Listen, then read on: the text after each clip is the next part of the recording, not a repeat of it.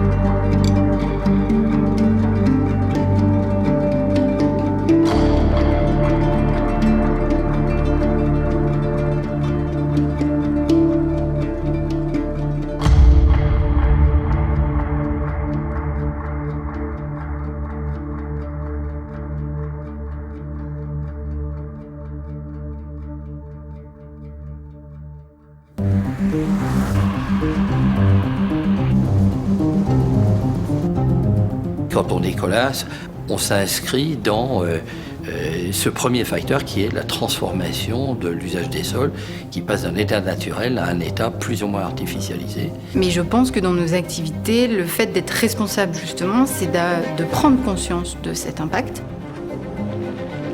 Nous, on excave de la terre quelque part. On peut trimballer avec cette terre des espèces exotiques envahissantes. Ça va être surtout des espèces végétales qui se propagent, qui sont très résistantes, impossibles à éradiquer. Sur ce sujet-là, nous sommes au travail avec des scientifiques et avec d'ailleurs nos maîtres d'ouvrage. La solution, c'est d'arriver à accompagner le développement et le faire sans qu'il ait ces impacts négatifs.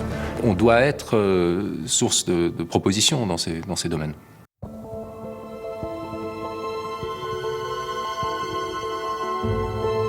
Nos carrières se révèlent être des refuges d'espèces pionnières intéressantes. On a des oiseaux, on a des batraciens, on a plusieurs types d'espèces que l'on conserve.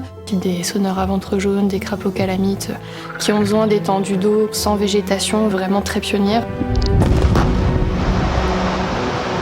On crée des fronts de taille abrupte, des parois rocheuses qui sont des habitats tout à fait favorables pour des espèces d'oiseaux qui voient par ailleurs ces milieux-là disparaître, donc ça leur crée des milieux de substitution qui sont tout à fait intéressants. On s'aperçoit que la population de grands corbeaux est grandissante sur la Bretagne, notamment grâce aux carrières de Colas. En Afrique, on est plutôt sur des espèces emblématiques. On a eu des actions de protection avec le pangolin au niveau du territoire du Gabon.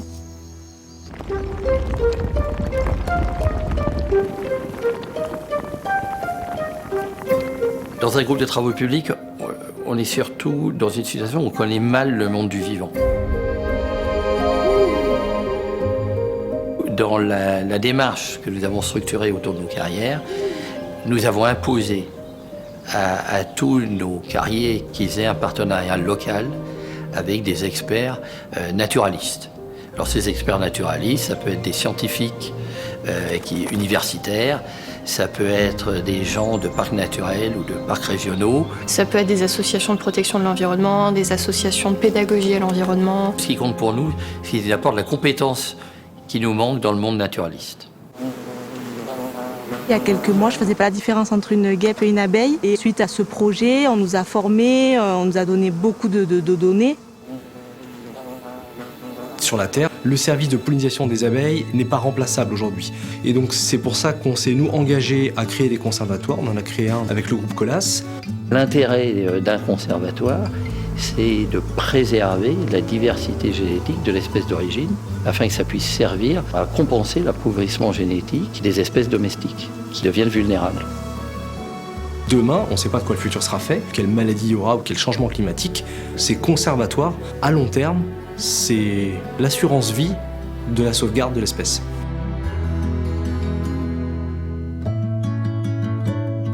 Il faut que nous, en interne, chez Colas, là pour le coup, on arrive à expliquer, à convaincre que nos actions font du sens au niveau global. La responsabilité d'une entreprise, elle est sociétale, mais ça passe aussi par ses employés.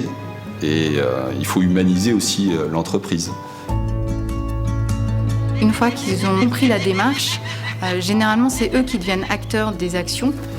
C'est génial de pouvoir aller sur un site, d'entendre certains oiseaux qui se mettent à chanter, de voir des rapaces nidifiés sur des frontailles, de pouvoir les observer, voir les petits bébés. Enfin, c'est juste génial, c'est des endroits où on peut voir toutes ces choses-là. Les espèces, ça devient l'emblème de la carrière, donc il y a une certaine fierté justement des collaborateurs à mener ces actions de biodiversité. Nos personnels sont des individus comme tout le monde et eux-mêmes ils apprécient d'aller dans la nature et d'être en phase avec elle. C'est pas quelque chose qui était dicté par la direction qui dit aux gens voilà ça doit être la priorité, etc. C'est ce qu'ils veulent, c'est ce qu'ils pensent et c'est ce qu'ils veulent faire pour une grande partie d'entre eux. Donc on accompagne. Et les grandes entreprises comme les petites, elles donnent du sens à leur activité en réalisant ce type d'opération. Je pense que c'est juste indispensable. Et on est très humble par rapport à notre approche. On n'est pas en train de dire que c'est nous tout seuls dans notre coin qui allons régler tous les problèmes du monde. Par contre, il faut qu'on agisse nous sur ce qu'on peut. Et si tout le monde fait ça, ça aura un impact positif. Il y a des plantes qui sont mangées par des petits animaux, les petits animaux par les plus gros, etc. Il y a une espèce de lien entre tout ça. Il est évident que parmi les espèces les plus utiles, les plus indispensables, il y a le bousier et le ver de terre.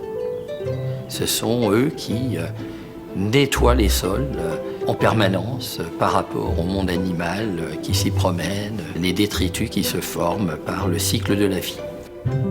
Je dirais qu'il y a une relation directe entre l'aigle et le ver de terre et le bousier.